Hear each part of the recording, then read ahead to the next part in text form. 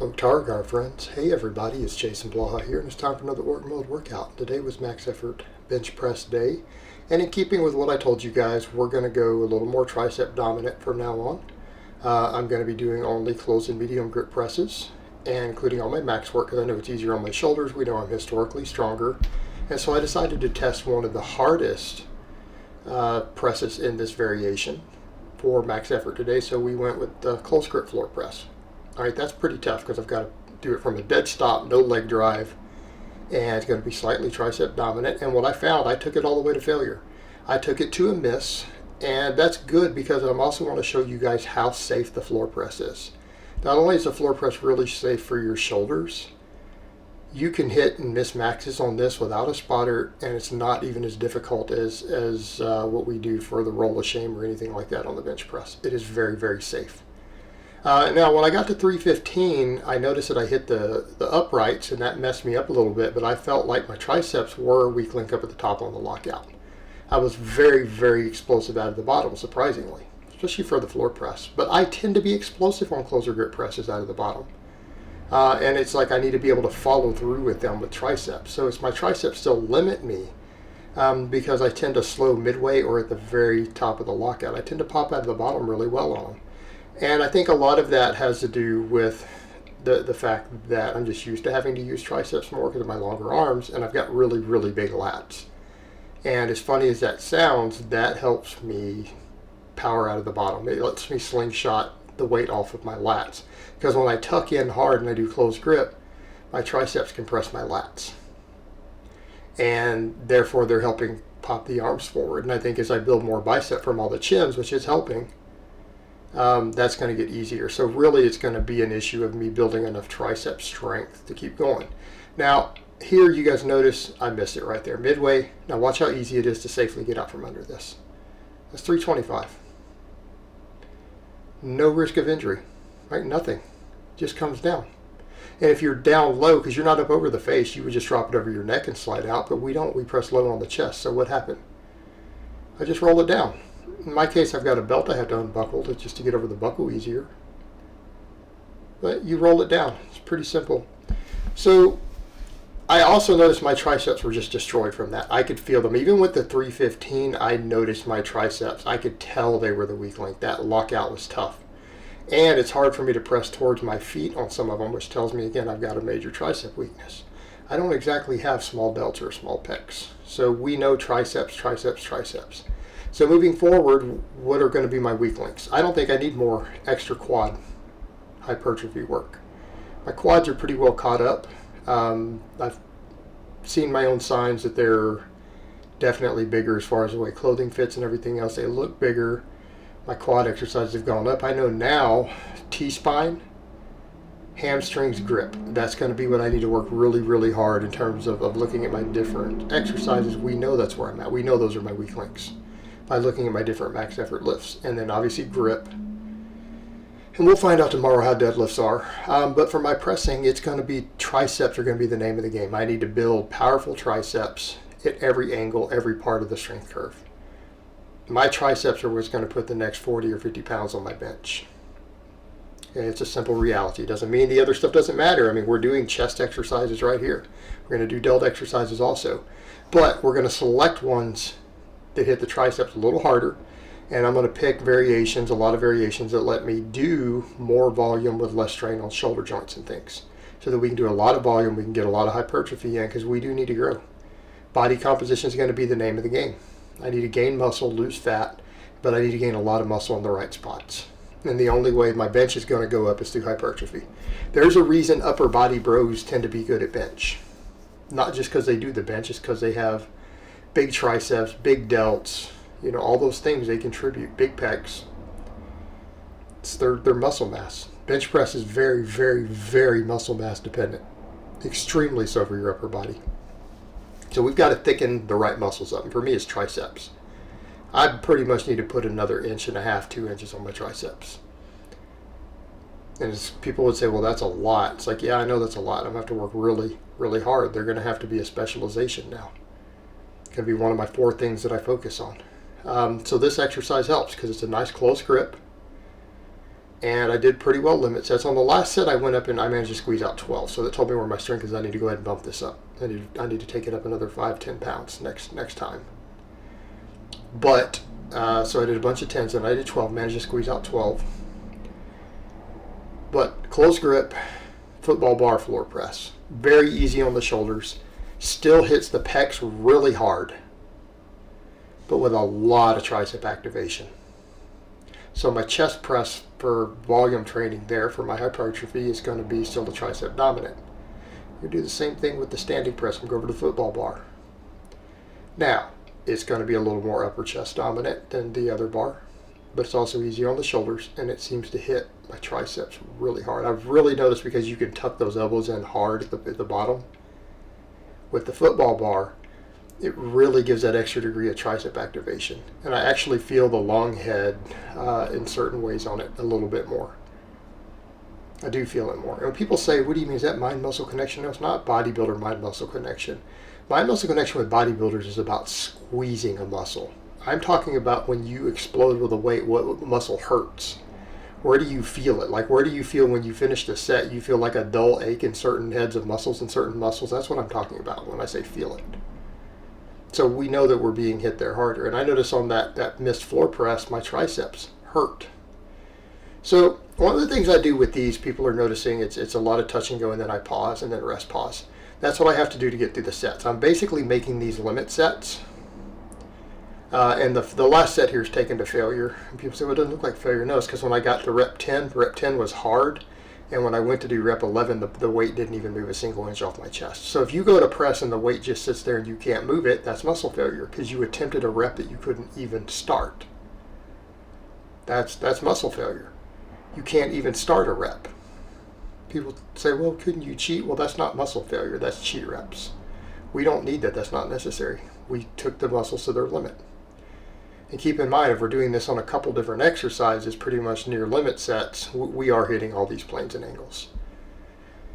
So we just did the floor press with the football bar. Now we do the standing press with the football bar. This is going to finish off all of my delt and chest as far as it relates to the benching.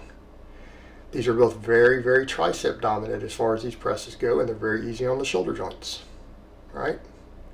And they need to be, and that's what we need. So my triceps are really getting hit hard from a couple different angles here. And then we'll finish up with some tricep specialization. So that's going to be how this is going to work. It's not like we're not going to do these other lifts because I know I need more pec and delt. I need them to get my bench up, but I just need tricep more. So we'll specialize in them. So again, people need to understand when we specialize, it doesn't mean we skip the other stuff. That's one of the annoying things that bothers me. People say, well, if you're going to specialize in something, that means you quit doing other stuff. No, that's stupid. That's how idiots specialize. No, you just have to put more work in the right spots and even pick variations that hit those areas a little harder, which is what I've done. These both really work my triceps a little bit harder, just a hair harder than some traditional straight bar movements. So this football bar is going to be a really valuable tool here. But as you guys notice, it's a lot of touch and go until it starts getting hard. And then when it starts to get difficult, we go ahead and go to pause work. Because we're just doing a bunch of work. We're trying to create fatigue.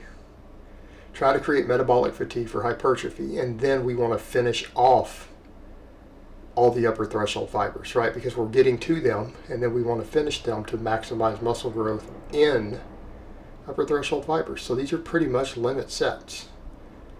Just, yes, the touch and go is slightly easier, but we're just doing a bunch of work. And then I want the last couple reps to really, really be challenging and to stimulate that growth that we want. High quality reps. So the pause, and then if I have to rest pause, take a couple seconds between reps if necessary, like right there, just so that we can try to squeeze out one more. And again, like I said, on the final set, when I get to the fifth set, it pretty much is a limit. It's a limit. It's all I had. So on that last one there, people didn't realize it because I went to do one more and I went to press and you notice no movement of the bar because it's muscle failure. Now, these J-arm press I'm noticing is, again, they can hurt my shoulders if I'm not careful. This first set, I didn't like it. I didn't like it at all because I've got the wrist rocked up that way. So I find that starts really hurting my left shoulder a little bit. And so after this set, I went back to letting the wrist come back a bit and just trying to hold it more like we would on a traditional skull crusher coming down over my neck. So for people who don't understand this, this is basically like a closed grip press and a skull crusher mix. It's like a closed grip press. In this case, a closed grip floor press, because you have a lot of elbow tuck, but you're letting the bar come up over your neck and face. Because if it was a real press, it would be down below the nipple line. This is going above the neck or above the chin. So that's actually where it is. This is completely above the chest. And so again, it's combining like a skull crusher. It's very, very tricep dominant. So it's, again, this is a compound movement that is tricep focused. And it's focused in a way that works the triceps the same way they get worked in a bench press. So again, a bench press accessory movement. So we're essentially not hitting any heads any differently in the tricep than we would on a bench. We're just using less weight as a smaller exercise. Just going to really finish the triceps off as they apply to our knees on the flat bench. But as I got further in, this got really, really hard because, again, all that other tricep work and to try to use my normal weight on this after missing a closed grip press, I struggled with this. I struggled to complete all my sets. These were pretty much limit sets within 1 rep of failure all the way through. I took long enough breaks between them. I didn't try to do these like 60 seconds apart, because I knew that they were beat up, my triceps are, and I didn't want to have to reduce the weight. I basically wanted to do everything that I could not to have to go down and take those little plates off. I almost did. But I got to the last set. I took a long enough break, a good 3-minute break, so that I could complete that last set without weight reduction and try to get good pauses and a good stretch. And I can tell you, these really, really, really fatigued my triceps. They hurt after every set. When I finish each set, I could feel the lateral and the medial heads of my triceps more or less just crushed. But that's what we have to do. Now, people would say, isn't that almost getting towards junk volume? Yeah, in a way. But these are quality sets, and keep in mind, we're specializing. I'm only going to do this with a couple of muscle groups. You wouldn't really always be able to do this with your entire body. I'm on a lot of food, a lot of rest. I can get away with a couple of muscles really doing this, and in this case, triceps are going to be one of them. I need to do whatever it takes, even if it only gives me 1% more yield, extremely diminished returns. I've got to do whatever it takes to get those triceps up. They're limiting my bench. And I mean, you can look at me and tell my triceps are a limiting factor in my musculature. Because that's what people forget when they look into that whole aesthetics type thing. They forget that classic aesthetics comes from athletes who have balanced strength. Okay, size does equal strength. So we can tell looking at me that my triceps are a weak link. And it's obvious. I don't have small biceps at this point. I do a ton of chin-ups. I do 100 chin-ups every day, weighing 220. So we know triceps have got to come up. Visibly, they're small. Strength-wise, they're small. And by small, I mean low 300s bench press are small. I don't mean small by someone who just started small. But that exercise really, really did a lot. And then I wanted to finish them, so we go to the chain rollouts. And no, I couldn't do a lot of weight on these. These were hard. Just doing 3 sets to failure with this, everything my triceps had left. Everything my triceps had left. And that's the point. They've got to be taken to the limit. And so I'm making sure that I am hitting every function that might impact my bench press or might impact any of my accessory lifts. And these were all pretty much to failure. Same thing, like if you notice people are like, is that failure? Yeah, well, I've turned loose of it. It's because I couldn't start a rep. So when I get to the bottom and I go to press it back up and the weight and the chain doesn't move, I've reached failure. Because if I'm applying the same force that I did right there on these first few reps, if I push just as hard on a rep and it doesn't move, I mean, that's all we got. I did have to readjust this one a couple times. But I mean, you talk about a movement that really finishes your triceps. This will do it. It's such a unique, interesting exercise. And biomechanically, it's so easy on your elbows relative to a lot of small tricep exercises. And it really, really, really works those triceps in a way that should carry over to your bench. Still hits the long head on top of it. Just a great exercise. And it's, again, extremely elbow friendly. So again, triceps were pretty well done today. It was a learning experience. We saw my tricep weakness come out, and then we attacked it from every angle possible, and that's how we do max effort days. So I hope it has been informative, and I will talk to you guys next time.